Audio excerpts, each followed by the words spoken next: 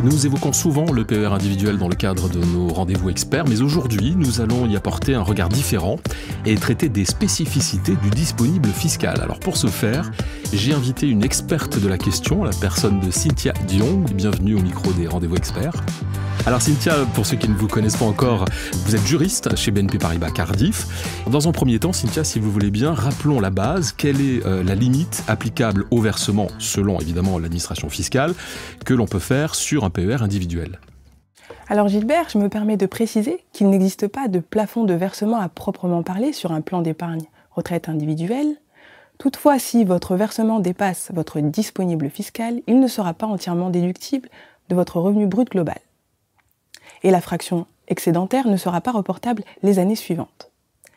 La déduction du revenu brut global est limitée à 10% des revenus d'activité nets après abattement de 10% de l'année N-1, avec un maximum de 10% de 8 fois le plafond annuel de la sécurité sociale de l'année N-1, ou si cela est plus favorable pour vous, à 10% du plafond annuel de la sécurité sociale de l'année N-1.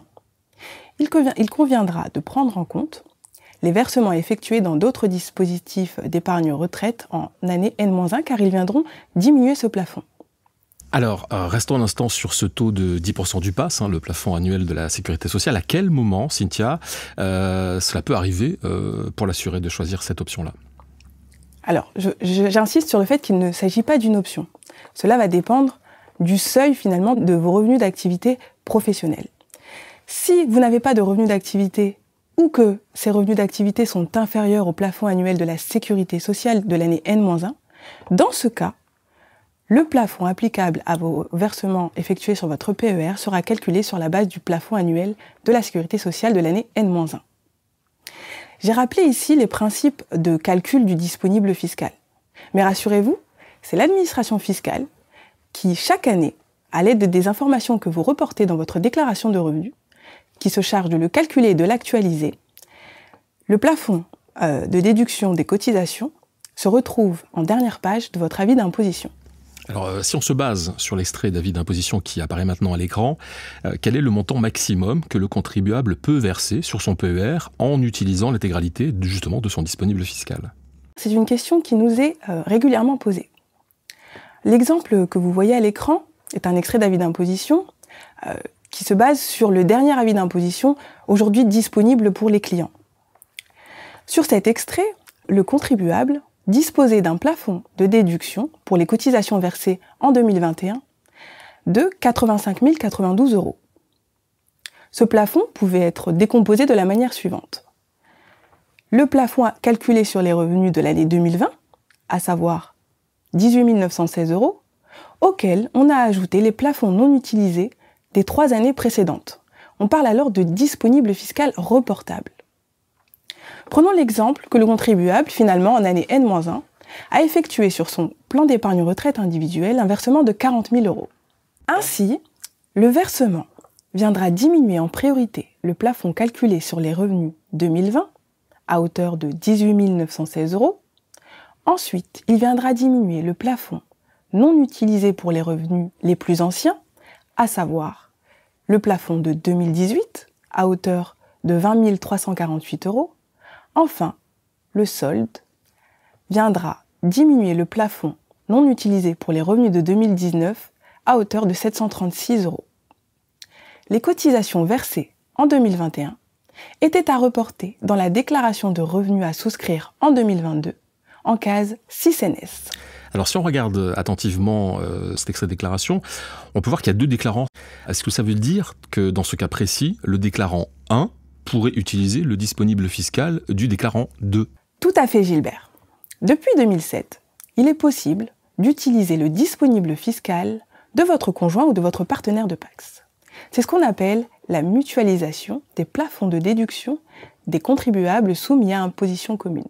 La mutualisation des plafonds de déduction permet aux contribuables d'effectuer un versement sur leur contrat d'épargne retraite plus important. La case 6QR devra être cochée dans la déclaration de revenus afin de faire savoir à l'administration fiscale que vous souhaitez opter pour cette mutualisation des plafonds de déduction. Je précise que cette disposition s'applique à toutes les années d'imposition commune. y compris l'année du mariage du Pacs ou l'année du décès de l'un des déclarants. Alors intéressons-nous maintenant au cas des travailleurs non salariés, Cynthia, c'est-à-dire les fameux TNS. Est-ce qu'eux aussi bénéficient de particularités en raison de leur statut ?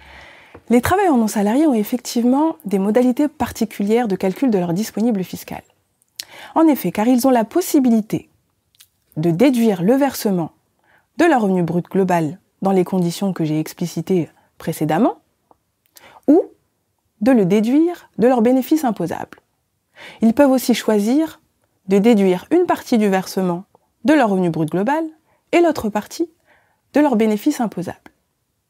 Dans le cas où ils décident de déduire le versement de leur bénéfice imposable, dans ce cas, ils bénéficient d'une déduction supplémentaire à hauteur de 15% pour la partie du bénéfice comprise entre 1 et 8 plafonds annuels de la sécurité sociale de l'année N.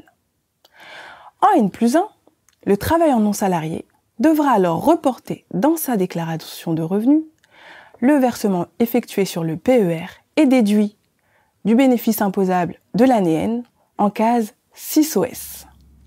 Alors nous allons clore ce podcast sur une dernière question, Cynthia, si vous le voulez bien. Et cette question concerne les personnes qui sont nouvellement domiciliées en France. Est-ce qu'elles bénéficient d'un statut particulier? Est-ce qu'elles ont droit à ce disponible fiscal?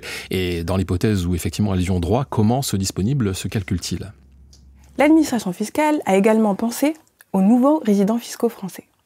Les personnes non résidentes fiscales en France au cours des 3 années précédant leur domiciliation fiscale en France bénéficient de modalités particulières pour le calcul de leur disponible fiscal.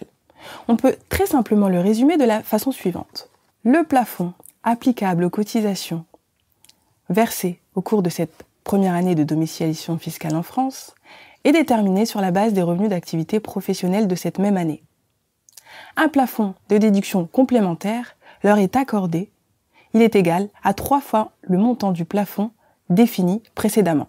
La case 6QW devra être cochée dans la déclaration de revenus afin de bénéficier de ces modalités particulières de calcul du disponible fiscal. Enfin, sachez que l'administration fiscale a mis à disposition des contribuables une notice dédiée à l'épargne retraite, la notice 2041-GX, afin d'aider les contribuables à déclarer les versements effectués sur leur contrat d'épargne retraite. Eh bien voilà, nous sommes arrivés au terme de ce podcast consacré aux spécificités du disponible fiscal et je dois dire, Cynthia Diong, que vous nous avez parfaitement éclairé sur ce sujet. Alors je rappelle également que vous diffusez régulièrement des notes d'information à destination de nos partenaires CGP Courtier sur des sujets juridiques et fiscaux. C'est bien cela. Merci beaucoup Cynthia Diong et à très bientôt. Merci à vous Gilbert. Et merci à vous d'avoir suivi ce nouveau numéro des Rendez-vous Experts. Alors si vous avez aimé ce podcast, partagez-le, commentez-le et n'hésitez pas à nous faire part des sujets que vous aimeriez que nous abordions ensemble. Vous pouvez le réécouter sur les comptes Cardiff, YouTube, LinkedIn et Twitter et sur les plateformes Apple Podcasts, Spotify et Ocha.